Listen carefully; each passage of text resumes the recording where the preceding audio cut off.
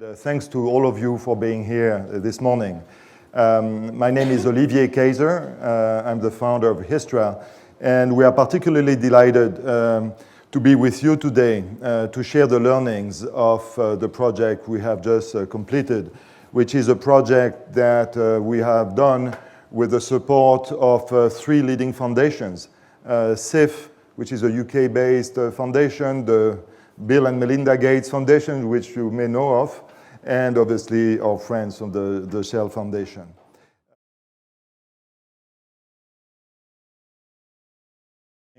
Today, there is a number of life-changing products that do exist.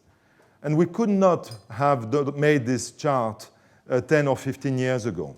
This is relatively new stuff in terms of the solar lanterns, the water purifiers, the improved cook stoves, but the latrines have been around for a little while.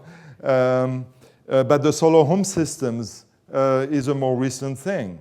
We have also irrigation pumps or even home improvement projects. So these products, these different products, have in common to be investments that the families make in order to get benefits in the future. The benefits can be about saving cost, they can be about increased revenue, but in any case, it's a decision of investment today with benefits in the future. So we are not talking about fast-moving consumer goods here. We are talking about consumer durables or equipments. Now, these products exist, but as Pradeep was saying, they are currently not reaching enough the base of the pyramid, the 4 billion poor people who are in desperate need of these products.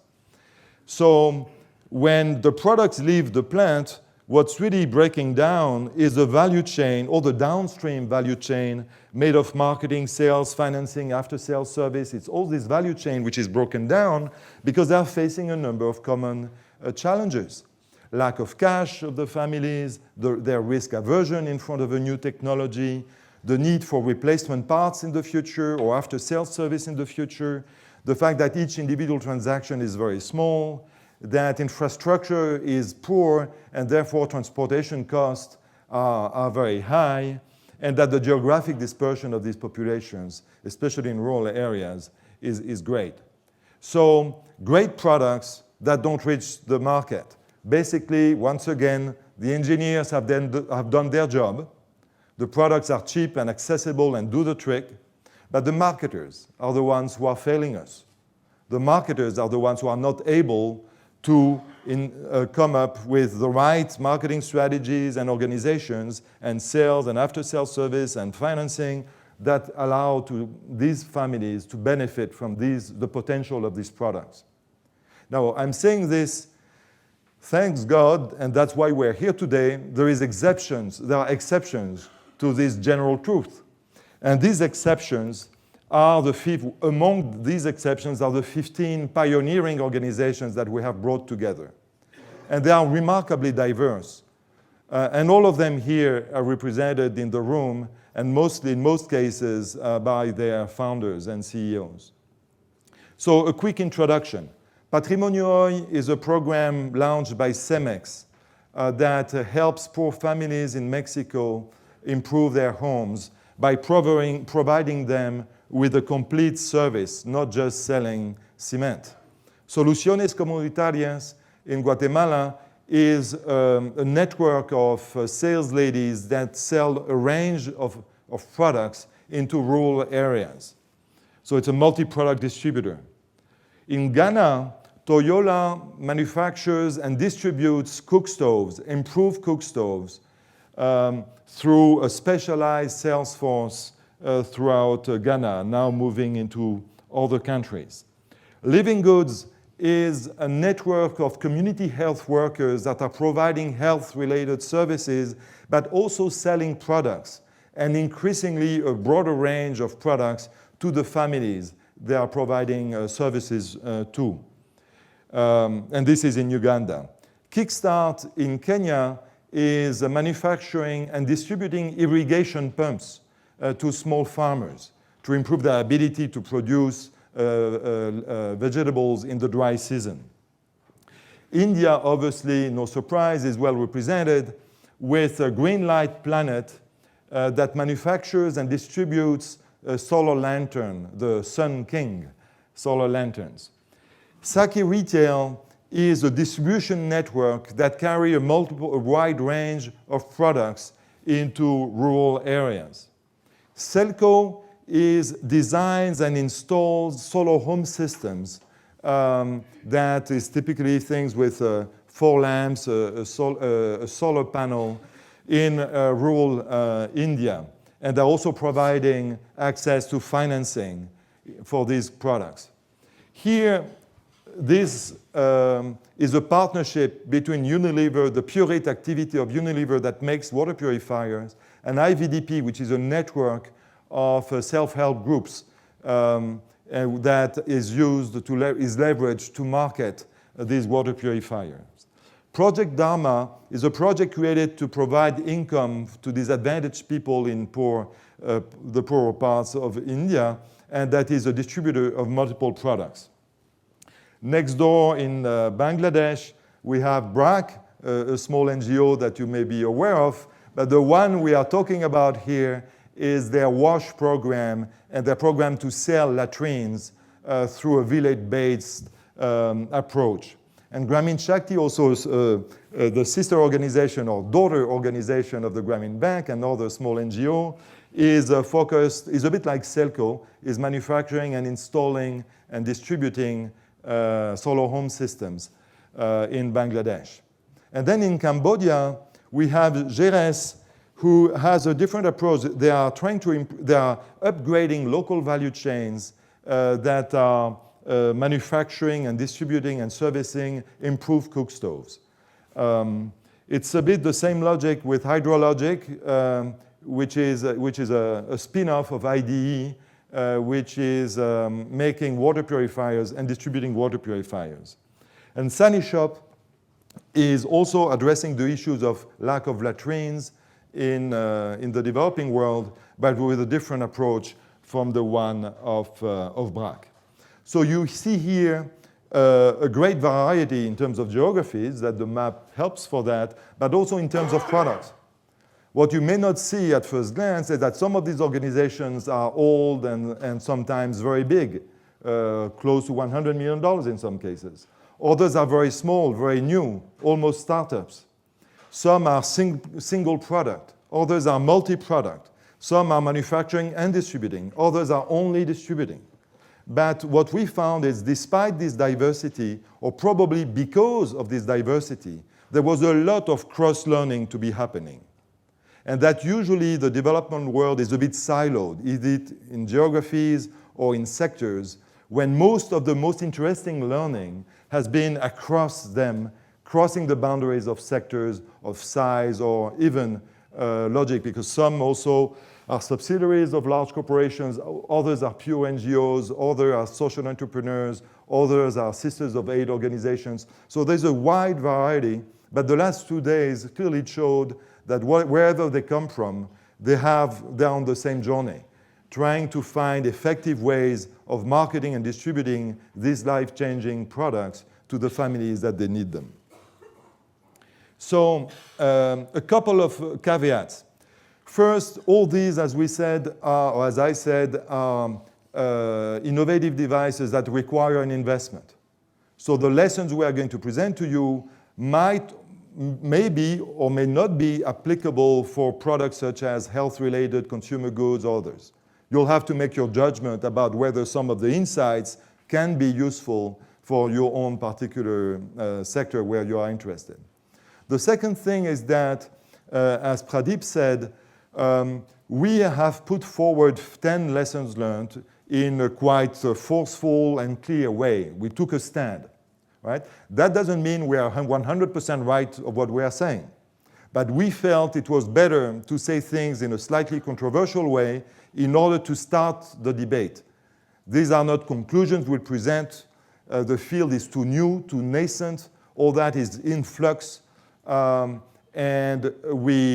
we thought that we would contribute more to the debate by presenting a strong point of view and trigger a discussion and a debate. Now, the only thing I would say is that through these 2 days and the discussions we have had with these 15 organizations, I would say that most of them agree with these conclusions. So I feel we can say that today we are somehow the spokesperson for the successful practitioners in the field.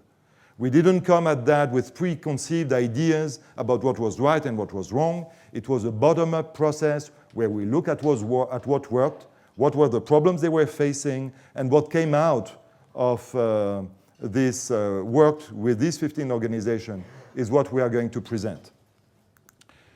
These we have summed it up into this pyramid, which covers the 10 lessons learned, which are also in the document that will be distributed to you at the end of the session, so you have to stay to get it. And we have broken it down into 3 major sections. The first one is really about the value proposition that is made to the consumers, and Jessica will be presenting this in a second. Then Lucy will talk about how to organize marketing to support this value proposition. And then you'll be sad to know that I'll come back to talk about how the sales force needs to be organized to deliver this marketing and this value proposition. And then I'll have a quick touch on the most exciting topic of all, which is overhead. So with that, Jessica, would you kindly come?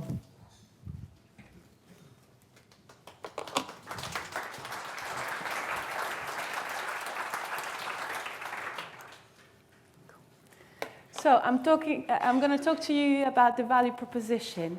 And while we're all here today for social impact, to put it shortly, the point that one needs to make when trying to convince these consumers is the economic benefit point. What matters to them first and foremost is that these products have a strong economic benefit attached to them.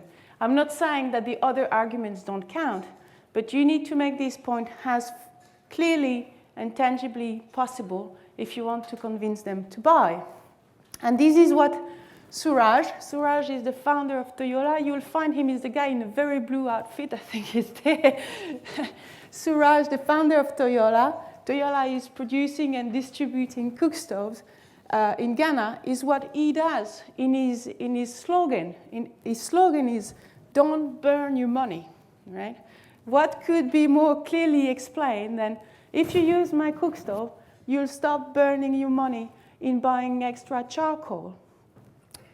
And this is really a slogan that, rings with his customers. They understand, I buy this stuff, I buy less charcoal. The second point I would like to make is about the fact that there is sometimes a bit of confusion about the marketing techniques one needs to use. Many of us have a background in business, and we tend to think of marketing as it is used in developed markets. But what we need to understand is that the nature of the purchasing decision is completely different between what we have in a mature market and between what we have in a developing market. What is the nature of the purchase decision we have in a developed market? First, when I go to a supermarket, I know what I want to buy. Usually I have a list, right? I know more or less what brand or what flavor or what design I want to buy. And the marketing guys, they need to convince me that I want Sony rather than Samsung, right? Or I want strawberry rather than vanilla. This is the nature of the marketing challenge. When you go to these customers, the nature of the purchasing decision is completely different, right? What you have is people or families who spend a few dollars a month on kerosene, batteries, or candles. And you need to tell these guys, instead of spending, a few pesos, a few rupees every day on this, you're going to make an investment decision about a product you've never seen before, you didn't know you wanted, you're not sure it's going to work, but you're going to make this big cash outlay about this product, and somehow we will help you to make it fit within your 4% lighting budget. So this is a completely different purchase decision, and the nature of your marketing strategy and how you're going to convince these people needs to be widely different.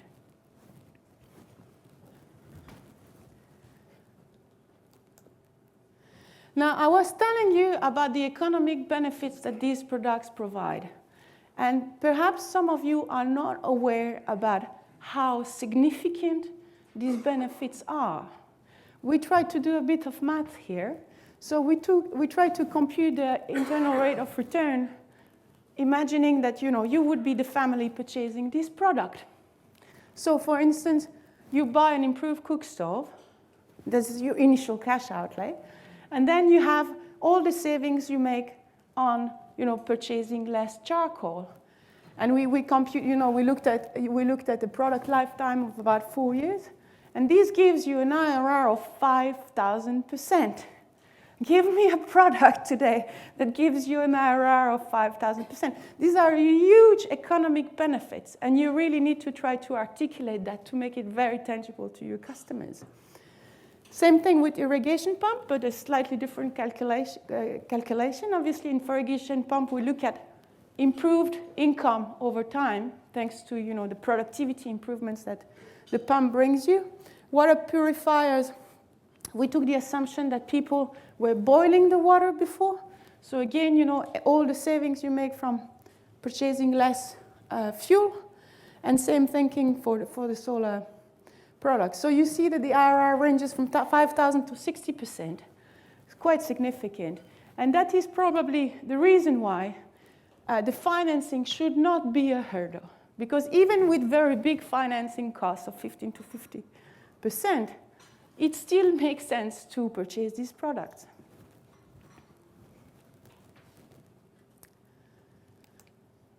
So why now we say these products are beautiful, these products bring a lot of economic benefits to these people. A lot of the organizations who do it well put this economic benefit forward to them. Then the question is why don't they buy? You have a product that makes you richer somehow, and why don't they buy? Well, I think the answer, very simply, is put on this picture. This is a picture of Selco, which actually sells solar home systems. And this is the farmer who just bought the system. You see, he is worried, and understandably so, right? A solar home system costs a few $100s, so a very, very big investment for the person. Of course, the solar home system, imagine he's never seen one before, so instead that panel is going to go to his roof, and it's supposed to withstand monsoon and whatever happens with it. So, and he sees that guy, he doesn't know from nowhere, coming to install the panel on his home, and the promise that it's going to last for 20 years, and he's going to have light in his home. Of course he's worried, thinking, is this the right product? Is it going to work? Is this guy going to do a good job? Is it going to last so long? What if it rains a lot this year? So he's very, very worried. And we think that this is actually the major hurdle why these families don't buy, is this risk aversion. They are afraid that if this big investment will not bring the benefits you promised them.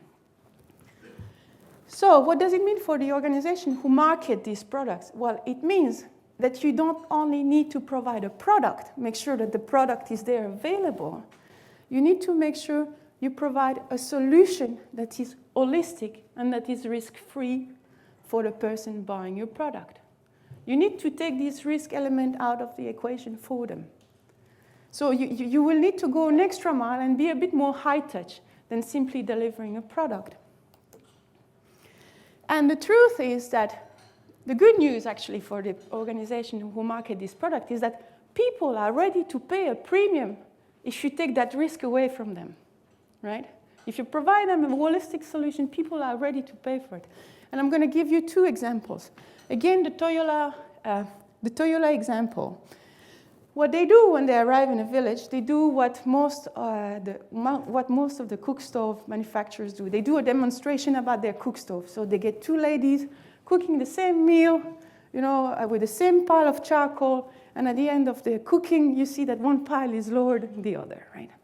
Still, people will not trust 100% that the cook stove they will bring home will work as well, right? You might say, this is the demo cook stove, and it's the one who is going to work, but the one that they're going to sell me perhaps is not as good, right? So what the Toyola people do is they give them what they call the Toyola box. You see here on the picture. Toyola box is nothing sophisticated, and it's a condensed milk can, empty with a hole, turned into a piggy bank. So they give you the cook stove, the Toyola box, and they say, I come back in 1 month. You try it, and each time you save a bit of charcoal money, you put it in the tin. They come back in a month, and of course the tin is full of shillings, right? It's full of money. People are actually completely, surprised about the amount of money they managed to save. And then the sale is easy, right? You convince them. Then the question is they will find the cash to buy your stuff. First, about half of the cash is already in the tin, which is nice, right? But then they will find the cash because they're fully convinced about it. This exercise doesn't come for free, right? People actually forego a 10% discount. If they would buy cash immediately, rather than taking the cook stove home, they could get a 10% discount. 90% of them are happy to forego the discount to make sure that their cook stove works, right? Another example about Patrimonio Hoi. So as Olivier was saying, Patrimonio Hoi is a home improvement system started by Cemex. Cemex wanted to sell more cement bags into the poor suburbs of Mexico. What they started doing is actually, they read Prahalad, not that we have nothing to say against Prahalad, but they started selling smaller, cheaper cement bags, thinking that's what the poor need, right? Poorer, smaller cement bags. Didn't work, right? So what they did is that they did their homework, and they tried to understand what stops people from actually, buying more cement to do that extra room on their house. And they realized that a lot of things can go wrong, and this is probably what stops people from undertaking this type of projects. Very quickly, first, poor construction design, right? Most of these people self-build, but they have no instruction to do so. So the room would probably be so not nice looking. Second is that because these projects tend to last years, actually the typical average duration for building a room, self-build a room in these areas is 4 or 5 years. So imagine what can happen with your budget over that period. The price of the materials will increase, go up, go down. You cannot plan the budget. Third thing is the waste, right? They buy that big cement bag, they leave it in the street, gets stolen, gets wasted. Actually, something like 50% of the material gets typically wasted in the process. And the last biggest problem, perhaps, is the lack of discipline, right? When we undertake such long-term projects, a lot of the time, people stop halfway. So what Patrimonio Hoi said, okay, we will stop just selling cement bags. We will provide them a package where we try to solve all these problems for them. So when they come into the scheme or the program with us, we will help them all the way with designing the stuff, making the right list of materials. We will deliver the materials only when and as they need them. And we will make sure we will help them save the money so that they complete the project on time. This doesn't come for free again. Actually, Patrimonio Hoi charges 26% extra on the prices of the material to provide all these extra services. People are very happy to pay because they know that paying a bit more, they're sure they get a quality room within the budget they set and within the time they set. And this is a huge benefit to them, right? You're taking all that risk and uncertainty out of them. Same things for the premium products. You would think that poor people would always go for the cheaper products. Let's face it, it's intuitively it's easy to understand why they will not go for the cheapest product. You all had a grandfather or a grandmother who told you one day, we are too poor to afford cheap products. And it's a very simple truth. When you're poor, you don't take the risk to waste, your money on a product you might have to toss in the bin in a few weeks, right? And they just think like that. So when you, for instance, Hydrologic, who has 2 versions of its water filter in Cambodia, one that is very simple, and much cheaper, one that looks much better. By the way, the filters in terms of technology are exactly the same inside. So it's not a question of better technology. Much cheaper, but when people are given a financing solution, almost all of them go for the better looking, more expensive version. If they go for that investment, they want the real stuff, right? Same with latrines. What we've seen with Shop in Cambodia is that people rush to go and buy, the pit, the latrine, the basic stuff, the stuff in the ground, because it's a good deal, right? But they will wait some time to actually install the shelter. You would think, but why people do that? Now that they have the basic piece that they need, actually, they should just build, a shack with a bit of bamboo or dry leaves and just. It's not what people buy the latrine for. They want a proper toilet, right? Otherwise, they could stay with their technique of going just behind a bush, right? So they want a proper toilet, and many of them wait till they save enough to actually afford a proper-looking shelter in concrete. Even if the shelter is way more expensive than the latrine itself, they want the full, nice solution. So the third point I'm going to talk to you about is about financing. And our point here is that while many of the organizations started doing financing through partners, MFIs or financial institutions, some of the more successful ones today do it in-house.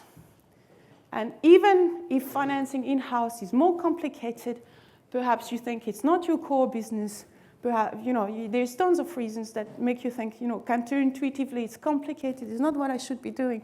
Some of the most successful players today do it in-house. I want to give you the example of Patrimonio Hoy again. So this is Maria, and she's building an extra room for her 10-year-old daughter. Maria, of course, has never built a home before, right? But she undertakes this project because really Patrimonio Hoy takes her by the hand to do it so. And how do they help her put the money aside to build it? It's about a $1,000 affair, so it's a lot of cash, right? Basically, when you enter the Patrimonio Hoy program, you enter into the whole program. You become a member of the program, and you have access to all the services. In exchange, they ask you only one thing, two things. Copy of your ID, nothing else. They don't try to find, credit worthiness. No. Copy of your ID, and the promise that you will pay every week 200 pesos. You choose the day of the week, when you get your pay or when you think you have the cash. And every Thursday, let's say, you pay 200 peso for 70 weeks. If you do that, in exchange, you have the promise you will finish your extra room. So Maria, I can tell you, she doesn't know how much she paid in total. The only thing she knew is that she pays 200 peso every week for 70 weeks. And how does it work for Patrimonio Hoy, you're thinking? Well, Patrimonio Hoy, it's a combination of a saving and a credit scheme, right? So what they will do is actually for 5 weeks, she will just pay. It's like a down payment, if you want, right? For 5 weeks, she will just pay the money to show that she's entering the scheme. Week 6, they will deliver a bit of materials. And the more she goes and pay, the bigger the chunks of material being delivered, the bigger the chunks. So the more she proves her credit worthiness, and the more she progresses into the project, and the more she has at stake, the bigger the deliveries will become. And actually, week 50 or so, they will deliver the last big chunk. Guess what default rate they have? 0.2%. On a journey of 70 weeks, about $1,000 ticket. So,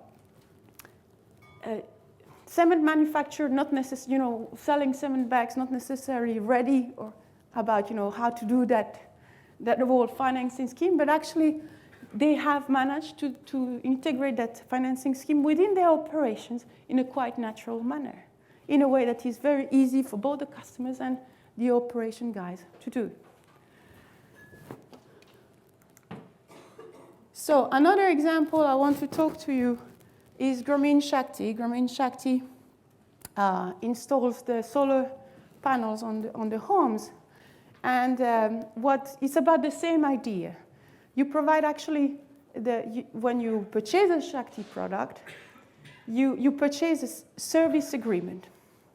So every week, or no, every month for Gramin Shakti, every month you will pay a service fee, which is actually a bundle, and you don't know how much is your solar home system and how much is the servicing fee. But every month you will get the maintenance guy coming to check with you, is everything okay, checking the panel. And only then you will pay your monthly installment. So it's like a leasing. If you want, it's a bit like a leasing where at the end you own the thing. You pay only as long and as far as your product is working and is properly maintained. And it's that package that you buy. So you take that risk away. And for Gramin Shakti team, it's not complicated because anyway, the maintenance guys needed to go through the villages every month. So it's actually the maintenance guy who do the cash collection. So what do we see in terms of, what are the interesting takeaways from the people who do it in-house? Well, they managed to do it in a way that is a win-win for both sides. For the client, it makes the financing much more easy. They don't need to show any collateral. They don't need to show anything complicated, right? And it also lowers the risk, right? Both for Patrimonio Roy and for Gramin Shakti. You pay only as long as you get the promise you're paying for. So it lowers the risk, right? You can stop. It doesn't work, you stop paying, right? For the product and service providers, well, as long as you keep your promise and as long as your device is working, people do pay. That's the experience we have. You experience very, very, very low default rates, and it's in your hand. As long as you deliver what you promise, people do pay. It can be a very profitable activity. I didn't talk about that aspect, but I can tell you that people who do it in-house make good money out of this activity. And the third one is that there is ways to do it relatively low cost. Because if you are smart about how you integrate it into your operations, there is a lot of synergies to be had. Last thing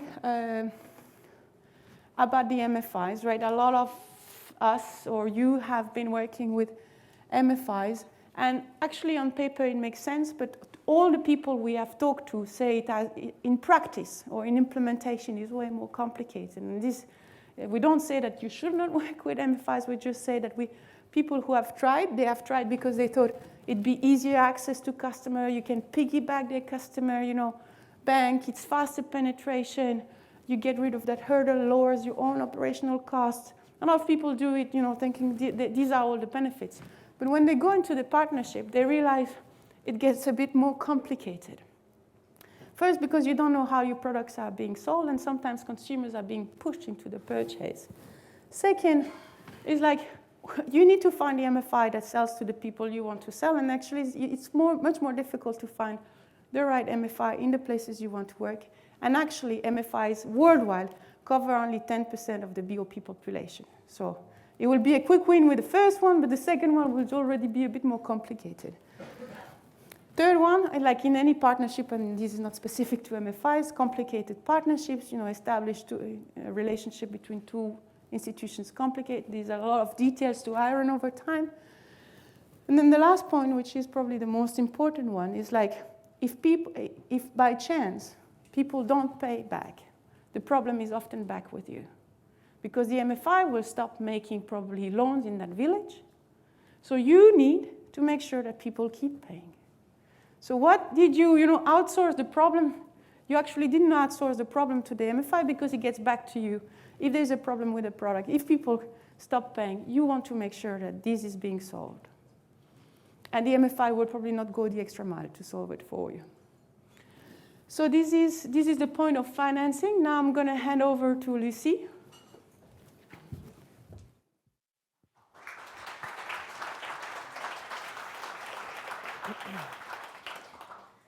So we're now going to talk about marketing. And what we have seen, well, basically just based on what Jessica just described, it's very difficult to sell to these populations who are very risk averse. Because they are very risk averse, they need to see the product work tangibly, have visual proof, tangible proof that it works. So you really need to go village by village showing them the product for this to work, which is what we call below the line marketing. We have a great example of this here. which is a village committee set up by BRAC, the BRAC Wash program that sells latrines in Bangladesh. They do that in thousands of villages in Bangladesh. They choose the 11 most important people who really have influence in the village, from religious communities, from schools, from the town halls if necessary. And they put them together to monitor what you can see here, which is the map of the village where every single house is represented. And on each house, it's pointed out whether or not they have adopted clean latrines. And every week or every month, they check who has adopted new latrines, who hasn't. And for latrines, it's really important everybody in the village takes one so that the benefits of cleaner water and no problems of water pollution are effective in the whole village. And they managed to reach 70 to 100% penetration of latrines within 2 years in nearly all the villages where they are present. So how does this happen at the village level? When you have a village, the first step is to make your product known over there, get aware and tempted prospects. Then you'll need to overcome the last barriers to purchase to get buyers. And then that's the most important step that actually starts.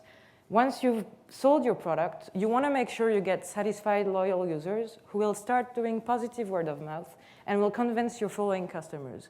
And what you obviously don't want to have is dissatisfied users who, on the contrary, can really basically stop your sales in that given area. And so what we're going to see now is what to do at each of these different steps and how important that second part after the sale is. So first, about the awareness that you need to raise. The kind of obvious thing that comes to mind is to do awareness campaigns. Now let's look at these two examples here for irrigation pumps and for improved cook stoves. These were two initiatives where they were about year-long awareness campaigns done to explain the benefits of the product. And they really got to high levels of awareness, 84% and 69%. Now, if we look at how much purchase this resulted in, we get sales penetration of 13% here, and people who purchased 2% here. So it shows that product awareness doesn't seem to be enough to actually trigger sales. And the other interesting thing here is when people were asked why they didn't buy, the first thing they say, it's too expensive. But what do you really mean when you say your product is too expensive? You mean, I don't think that price is right for what this product will do to me. I don't believe the benefits are what you say they are. And I don't see why I should pay that price for this, which is shown by asking the next question, but why do you think it's too expensive? Because I'm not convinced of the product benefits. So it's not about, these people are stupid, they don't understand the benefits. They understand very well. The thing is, they're not convinced. You haven't done a good job at proving them that the product will deliver what you said it would. And when we ask practitioners about this, they're all pretty much on the same page. I'll just give you a minute to read these quotes.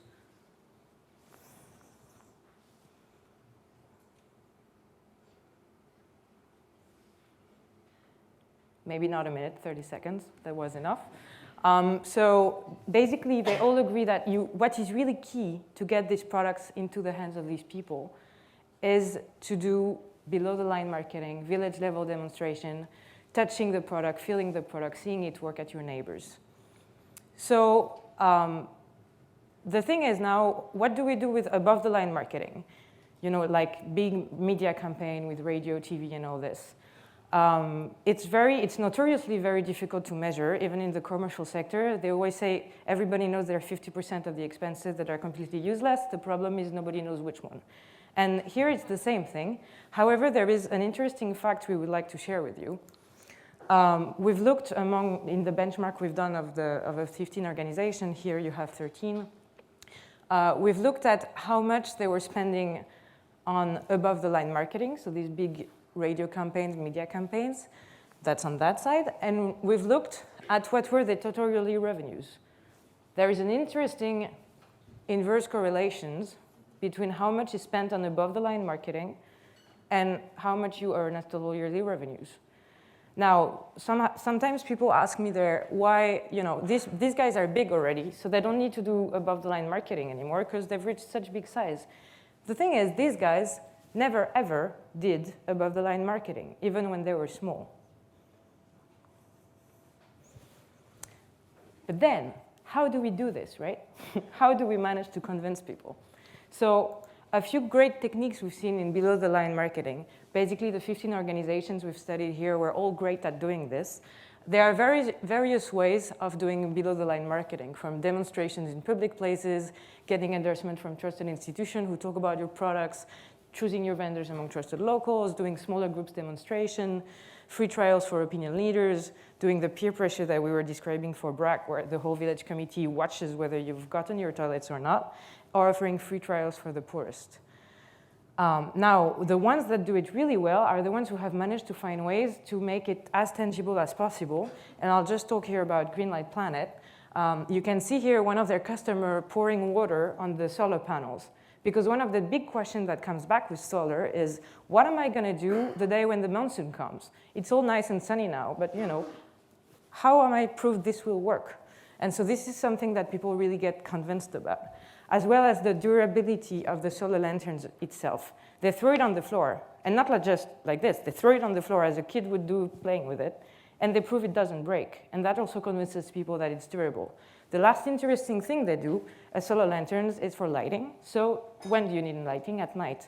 So they come and do demonstration at night as much as possible, where you can really see what the difference is with a kerosene lamp that really lights less well. So that was the part before the sale. As I just mentioned, this is not the most important. The most important is yet to come. It is what happens after the sale. So this title, people don't always understand what it means. Responsible and effective marketing occurs after the sale. What we mean by this is that it's responsible if it occurs after the sale, because after the sale is when you have to take care of your client and make sure that he or she gets the benefits of your product. If what you're trying to promote are products that have a positive impact on people, you really want to make sure people are going to use these products. And why do we call this effective? Because as we saw in the little village representation before, it's really effective because it's free. If you do really good after-sales service, people will talk about your product and naturally bring you new customers. What we see here is a good example of how this happens. This is what Grameen Shakti, the provider of solar home system in Bangladesh, does with their new users, women users.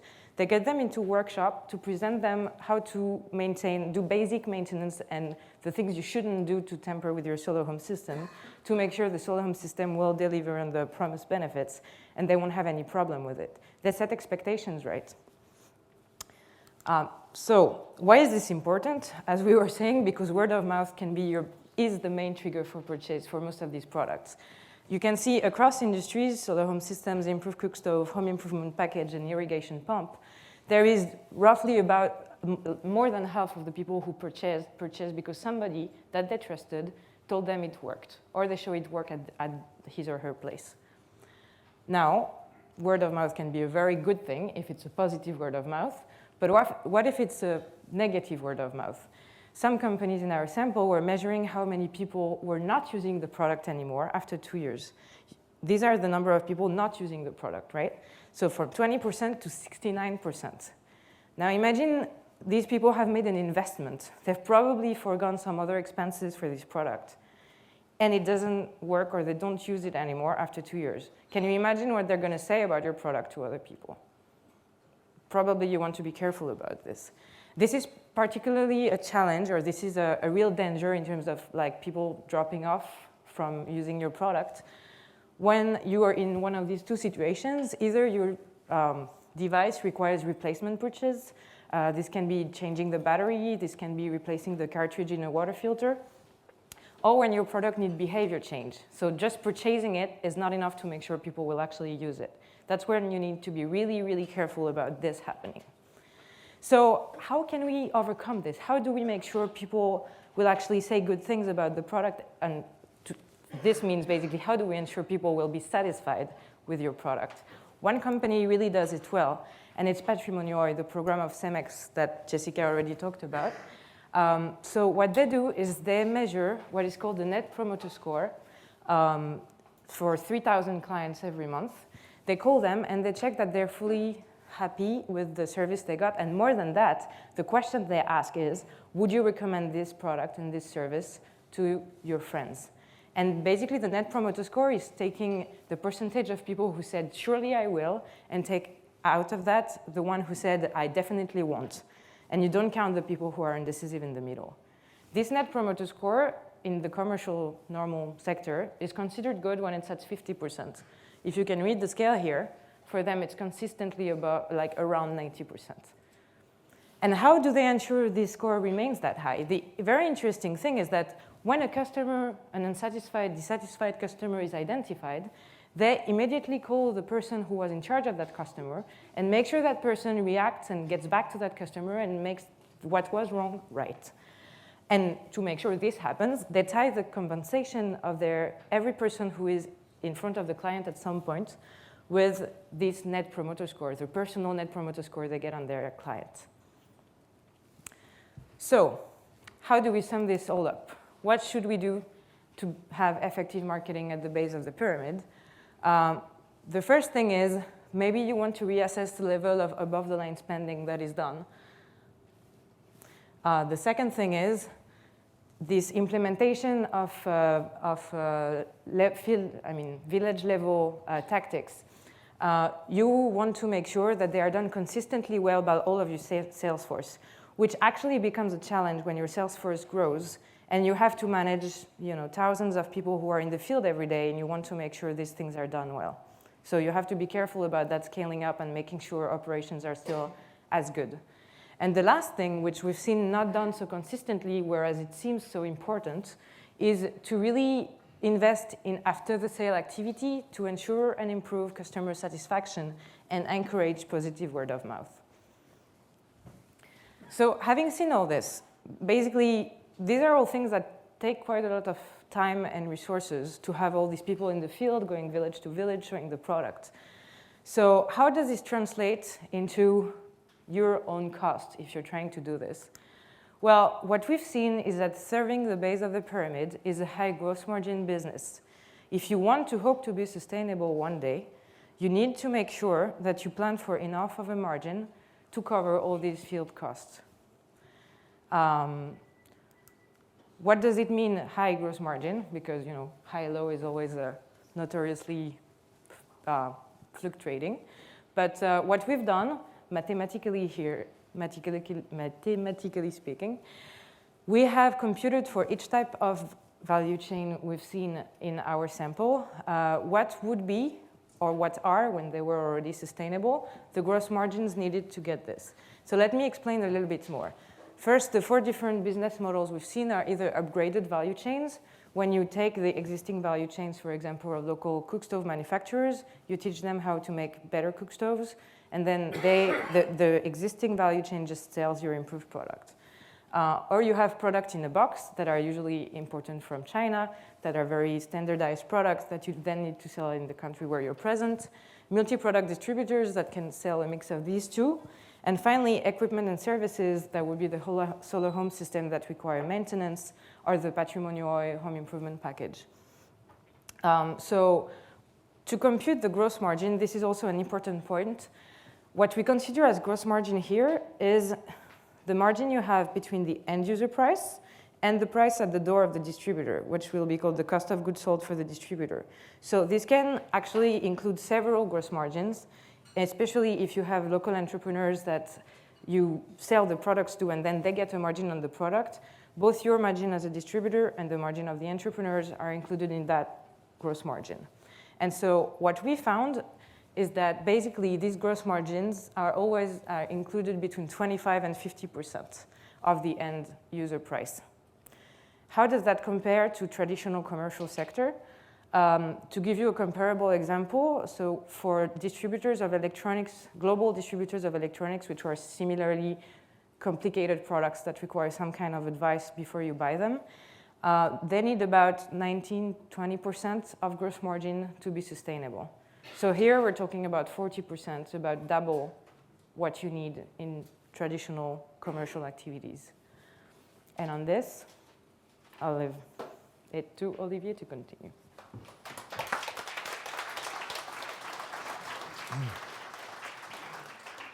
So we we have seen that this war, if I may use this metaphor, is fought on a village-by-village basis. And therefore, you need an infantry.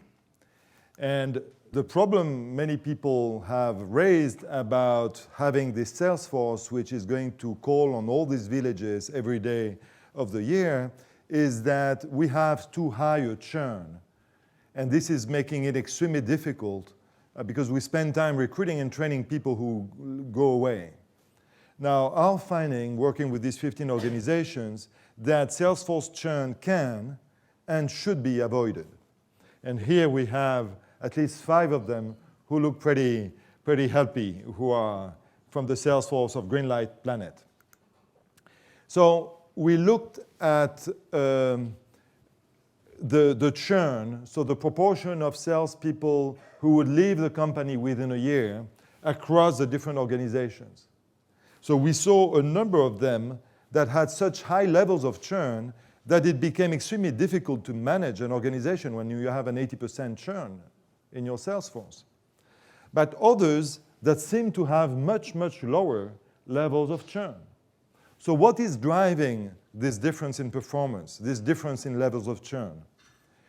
Basically, we found that compensation is probably the most important driver, or is, let's say, an absolute precondition to keeping the churn below some level.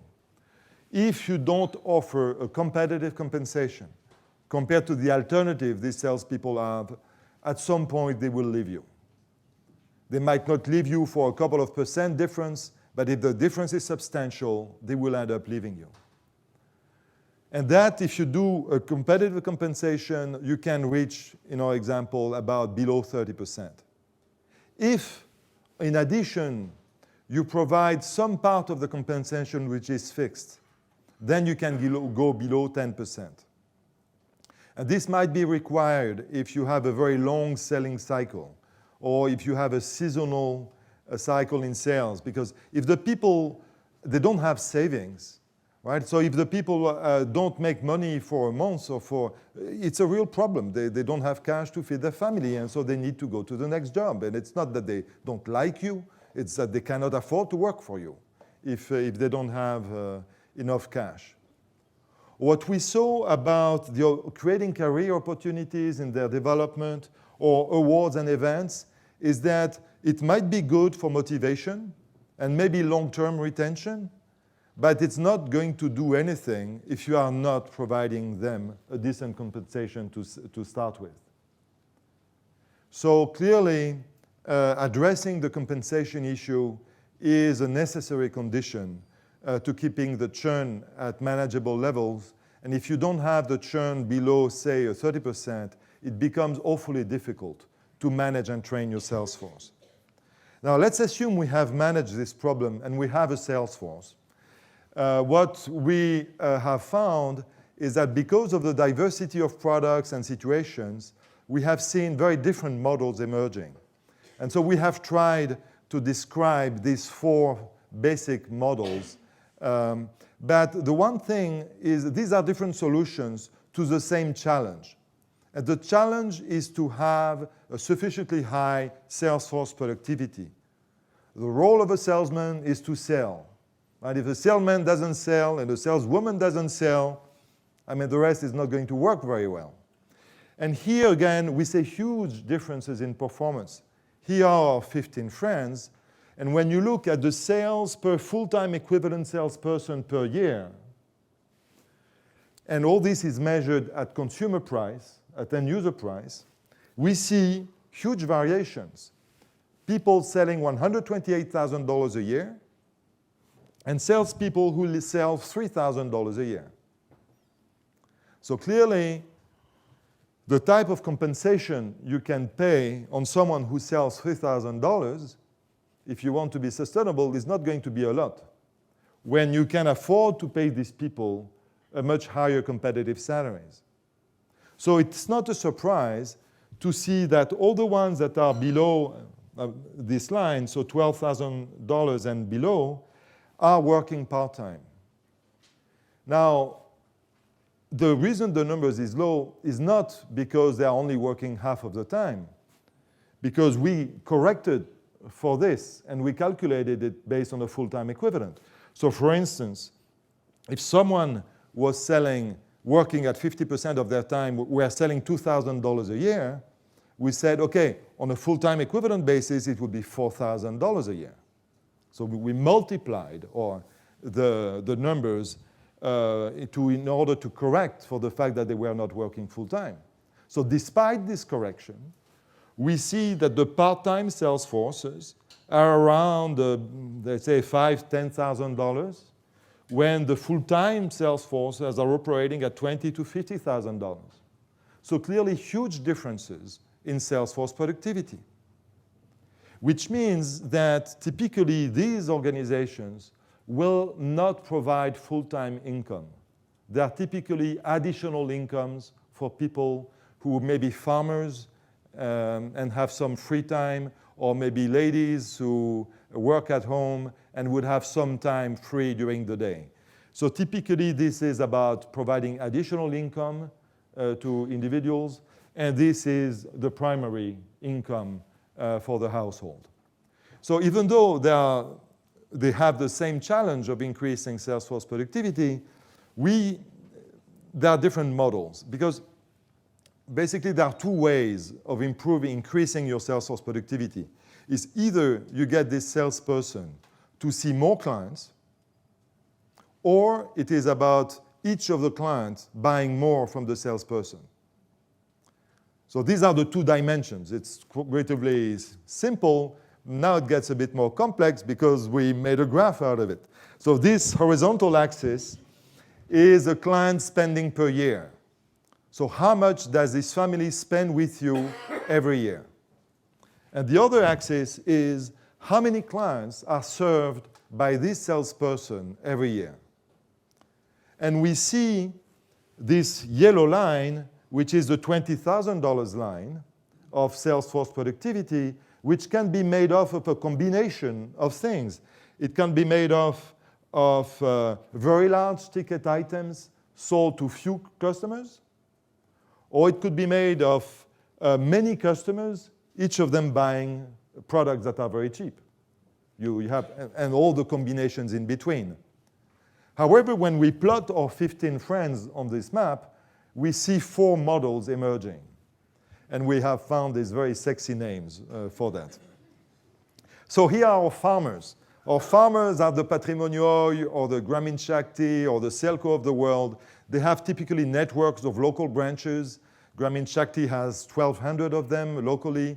Each time you have a little staff of 2, 3, 4 people who are selling the solar home system, servicing them, doing the maintenance, providing the financing, etc. And they operate locally. So they serve few clients, each salesperson, but each ticket item is very high, $300 or $1,000 for Patrimonioi. So these are the farmers. At the opposite end of the spectrum, we have the hunters. And I think Suraj from Toyola likes to be called a hunter. So these guys are selling cook stoves that are only $10 a piece. So it's not a lot, but they manage, each salesperson, to sell 4,400 cook stoves a year. So that's 50, 70 a day. Are they supermen? How they can go across Ghana selling that many cook stoves? Actually, they cheat a little bit, and they have lead generators, which Toyola called the evangelists, that are people who are paid on commission and are letting the sales agent know that this is the good time to come to the village, that they have already a group of prospects lined up who are ready to buy. So when the sales agents arrive with his truck to the village, he can maximize the use of his time and do lots of sales very quickly. So it's, these lead generators are somehow supercharging the individual sales agent and increasing their sales force productivity, hence the ability for them to see so many customers, or to sell products to so many customers in a given year. The shifting cultivation model is different. These guys work as a team. So they identify a region where the penetration of the products are very low. They come in, they build partnership with local players. There is a sales manager who oversees different salespeople who may be taking care of different sub-areas. and they do demonstrations, lots of activities, and they try to get the penetration up. So in a given area. And once they are done with this area, they move to the next one, and then to the next one. So though this clearly, you can only do farming if you are selling high-ticket items. So this is not a choice you make somehow. This is the way you do your business.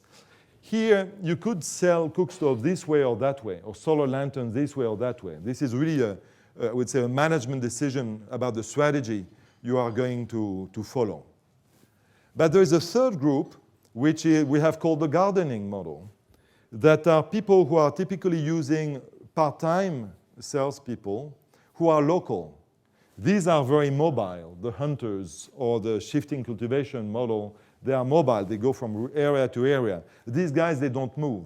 And because they don't move, they have few customers to sell to. Especially, remember, these are consumer durables. Once you have bought a cook stove, you are not going to buy another cook stove the next day, right? Or you have a problem with your cook stove. So there is a limited number of people you could sell stuff to in the villages where you live or in the villages surrounding your village. So by definition, I would say these local people have limited ability to go up to increase the number of salespeople, of clients they can serve. And that's why they are part-time most often, because there is no, I mean, being full-time would not generate more clients. If the clients are not there, they are not there. So the challenge for these guys who are very far from the yellow line is to try to they cannot go up, so they tend to go right, to go sideways, which means to increase the range of products they carry in the hope of increasing the sales per client. But what we have seen is that even though carrying a multiple range of product, a broader range of product, does help them move to the right, it is still not allowing them to reach the yellow line. And on top of that, it is creating management complexity. We have seen that the sales force productivity of the part-time people was lower because they are also working part-time. In average, the number of salespeople you need to generate the same amount of sales is typically 10 times higher with a part-time local sales force organization than with a full-time dedicated sales force. You can imagine what this does to your management cost, right? Because you need to take care of all these people. And because also you are trying to have a broader range of product, this also increases the overhead. So the beauty of these models is the local nature, creating local job opportunities for people who may not have other opportunities, but getting them to the level of sales force productivity that the others have is a challenge, which is not necessarily a problem because many of these organizations have as a purpose to create local job opportunities or to provide health services. So somehow the sales activity and the sales productivity is not their primary concern. It's only a mean to an end. Now, we have regrouped here a number of practices we have seen that enable to make it, to turn the sales force into an extremely effective tool. And it's a bit of a paradox maybe for you, but over the last 2 days, discussing with these 15 organizations, and when we ask them, what are your new things you are working on, almost all of them talked about IT, about mobile phones, about how to use modern technology to improve the effectiveness of Salesforce. Now, they are doing it with particular constraints because maybe the sales force is not literate, maybe the customers are not literate, but because of the ubiquity of mobile phones in these countries, suddenly there is a potential to leverage technology to make the sales force more effective. And all of our friends, or most of our friends, are trying things new and very interesting in this. So we have a bit of a model for what could be a modern sales force for the base of the pyramid. It could be, or we believe it could be, an employing a full-time but mobile sales force, phones and bicycles, to be provided.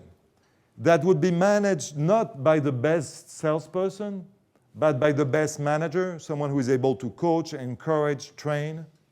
And I think the best organizations are pretty deliberate in not choosing the best salesperson to make him or her into a sales manager, because you are sure you lose a good salesperson, and you are not sure you are going to get a good manager. That you use lead generators to aggregate the sales. So when the man or the lady comes with her bike, or most likely with her truck, to the village, the prospects are already there, all lined up, because the lead generator would have told the sales agent that this is a good time to come. And finally, they leverage technology. And I'd like to give you the example of for friends from Living Goods who have a very interesting model. They used a mobile platform, which I'm not exactly sure what it means, but it's cloud-based. That sounds good, probably. And they use this platform to do customer relationship management, which for them is vital because they want to record they are providing health services. So they want to, so the sales agent does real-time patient treatment registration. This person is receiving an intramalarial treatment. This lady is pregnant. She is due on that date. So all that is registered, which allows the computer to send text messages saying, this is your 5th day of your treatment, the kid is doing better, but you shouldn't stop giving them the treatment. Or this is the time to go and see the doctor because this is the 70th day or whatever. So, and they can also use it to announce promotions that cook stoves are 10% cheaper this month. So it is a very effective tool for CRM. It's also a very effective tool for sales agents who used to fill in pieces of paper to report on their sales. Now they do it real time, and this allows the sales manager to have sales agent performance statistics, which allow them to call on them when needed. So this technology, we believe, has a lot of potential to allow for more cost-effective interactions, providing better connections with the clients, and probably allowing fewer managers to follow better more sales agents. And as I said, most of the organizations out of the 15 are working on this type of innovations as we speak. Now, the last point, which is the overhead. Overhead is a bit of a curse, right? It's apparently either you have too much of it or you have not enough of it. Getting it right seems to be difficult. Now here we have, again, the little NGO I was talking about. These are their headquarters in Dhaka. So the Braque Center is, I don't know whether it might be higher than the Shell Center, actually. We should count the number of stairs. But definitely they have more employees, that's for sure. So we looked at the different organizations, and here, because overhead is sometimes a bit of a sensitive topic, we are keeping it a bit vague on who is who. But basically, we found there are 5 types of organizations. These are the yearly revenues. And the scale here is logarithmic because we have some very, very big guys and some very, very small ones. But the guys here are in the $50, $100 million range, and the guys here are below 1 million. And the other dimension here, vertical dimension, is the overhead as percentage of sales. Now, again, sales are defined as sales measured at the consumer price, so that things are comparable. And the second thing is that we included the direct revenues from sales activities. We also included the revenues from carbon credit mechanisms, which are directly correlated with the sales activity. But we didn't include grants. We didn't include consulting fees they may get. We didn't include all the activity, all the sources of revenue they are getting that allow them to pay their staff at the end of the year. So the overhead as percentage of total commercial revenues, if you want. And we define as overhead anything which is above the sales manager. Right? So we have the sales guys, we have the people managing the salespeople, and anything above that is overhead. So it's a broad definition of overhead, but that given the incredible differences of organization and structure, et cetera, it was impossible to distinguish things. So what did we find? We find that basically where you want to be there, where you want to be is here, just for people who may have difficulties following. You want to be big and lean, a fantastic rugby player if you are that way. So you are very big and you have, even with overhead less than 10% of your sales, this allows you to have very professional organization because you have enough money to have a good CFO, to have a good marketing, etc. So that's where you want to be at some stage. Now, some people usually start here. They start very small. They are bootstrapping their growth. It's a group of excited founders. They get money from family, friends, and they are typically their overhead is around $200,000 a year, or below $200,000 a year. So they are making it happen because you have talented people who are willing to work for free, and all that is fine. Now, what we have seen is that if they stay there, at some point in time they get stuck. Now, if they are lucky and they find someone who is helping them go for a higher level of overhead for some period of time, and typically then it's around 30% of their sales in overhead. And if they invest this overhead wisely, hopefully they will continue their growth trajectory and go down by 10%. But imposing a 10% overhead ratio to a small organization makes no sense because it's a fixed cost. So you need a critical mass of capabilities, of skills, otherwise you won't grow. So in this stage, somehow you are investing in overhead. The guys here is a bit different. They have said, no. We don't believe becoming bigger is necessarily good. What matters is to stay true to our values. We would rather be good examples for others to follow than necessarily grow our organization. Growth for growth's sake is not what we are for. So these people have typically lower growth of rates than others, but have managed to keep or are keeping their overhead. But it's a management decision, I would say, that they have decided to not to push for growth, but push for excellence locally and influence others and be a role model for others. Now, the last ones to talk about are the ones that for some reason managed to get a big grant because, 300% of sales in overhead doesn't work if you don't get somehow money flowing in. And here we have seen different types of situations.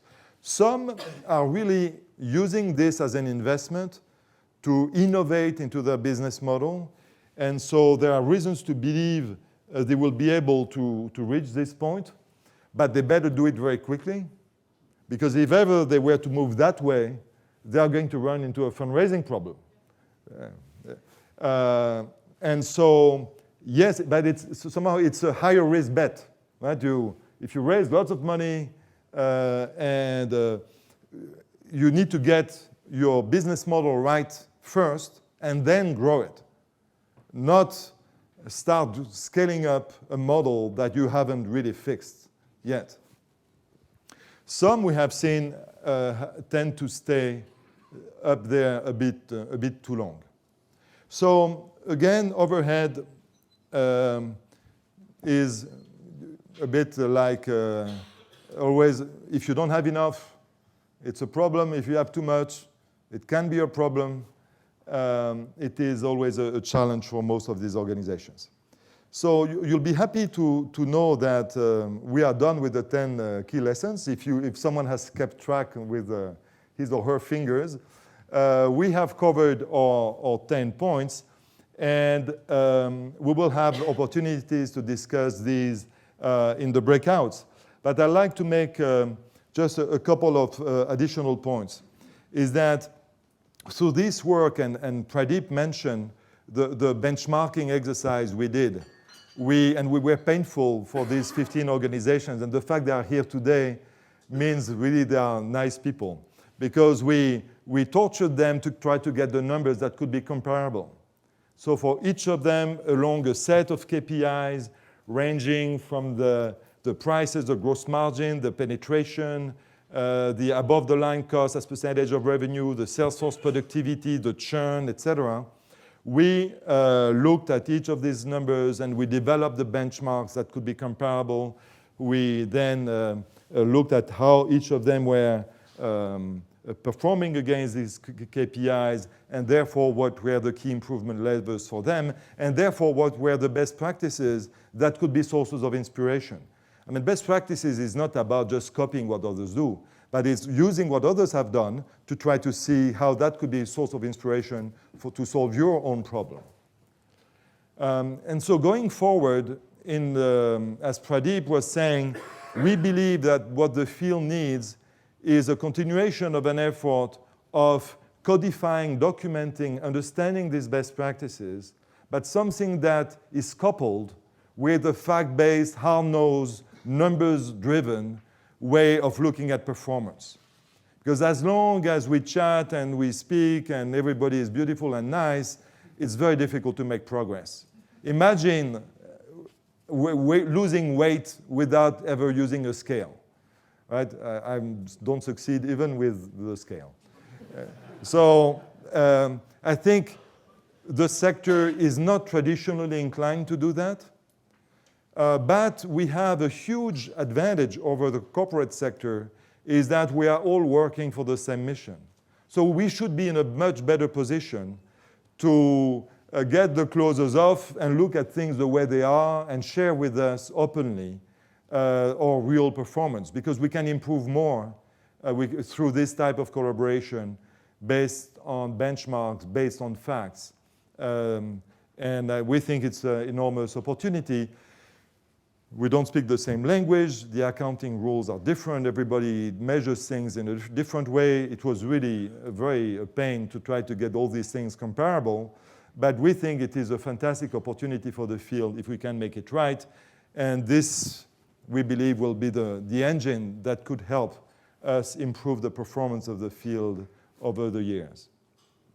We spent yesterday with these 15 organizations discussing, beyond the sharing of best practices, what is it that the field needs? What are the initiatives we need to take as a team, as a group, as leaders in the field? What is it that we need to do?